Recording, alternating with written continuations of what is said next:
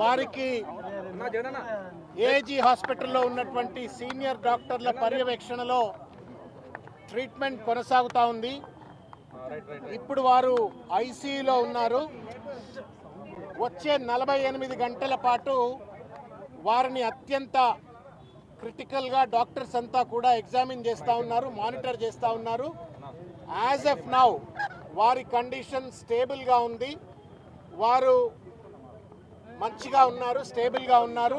వారి అభిమానులు కానీ బీఆర్ఎస్ పార్టీ కార్యకర్తలు కానీ ఎవరు కూడా ఏ రకమైనటువంటి ఒక మానసిక ఆందోళనకు దయచేసి గురి కావద్దు అని చెప్పని, మీడియా మిత్రులు కూడా తప్పుడు సమాచారాన్ని దయచేసి సర్క్యులేట్ చేయవద్దని చెప్పి కూడా మేము విజ్ఞప్తి చేస్తూ ఉన్నాము.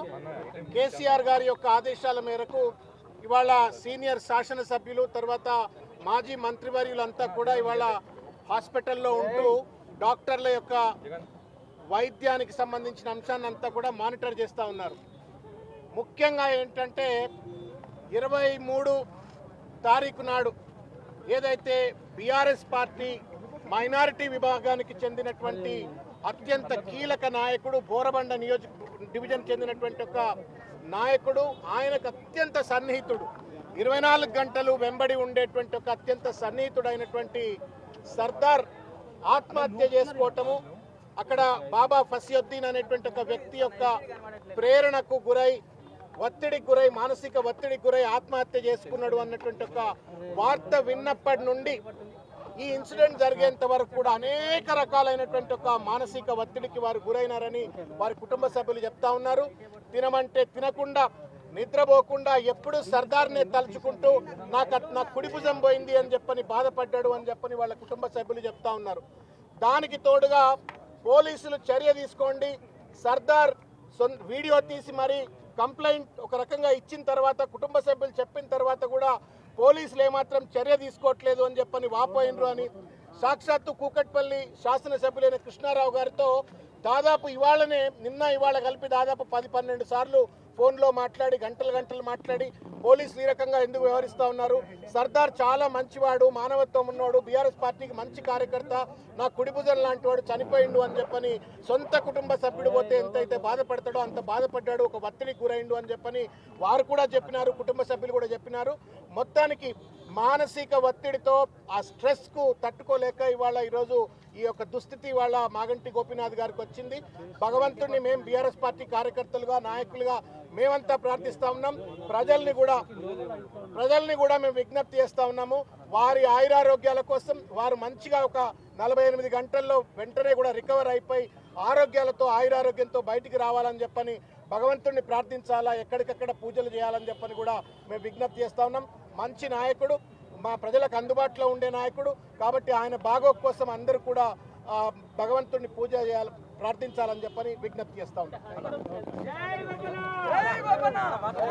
లోపల హరీష్ రావు గారు ఉన్నారు, తర్వాత మాజీ మంత్రివర్యులు ప్రశాంత్ రెడ్డి గారు, హరీష్ రావు గారు ఉన్నారు. వాళ్ళ డాక్టర్స్ తో కూడా మాట్లాడాము. వివేకానంద్ గారు అంత శాసనసభ్యులు కూడా మేము డాక్టర్స్ తో మాట్లాడాము. అన్ని డిపార్ట్మెంట్ సంబంధించిన నెఫ్రాలజీ, కార్డియాలజీ, మిగతా న్యూరాలజీ అందరు కూడా, తర్వాత ఇంటెన్సివ్ కేర్ యూనిట్ లో ఉన్న ఎమర్జెన్సీ కేర్ యూనిట్ లో డాక్టర్స్ అందరూ కూడా వచ్చి బ్రీఫ్ చేసినారు. నెక్స్ట్ 48 అవర్స్ మేము చాలా నిశ్చితంగా వారిని అబ్జర్వ్ చేస్తాము, అన్ని రకాల ట్రీట్మెంట్స్ ఇస్తామని చెప్పినారు.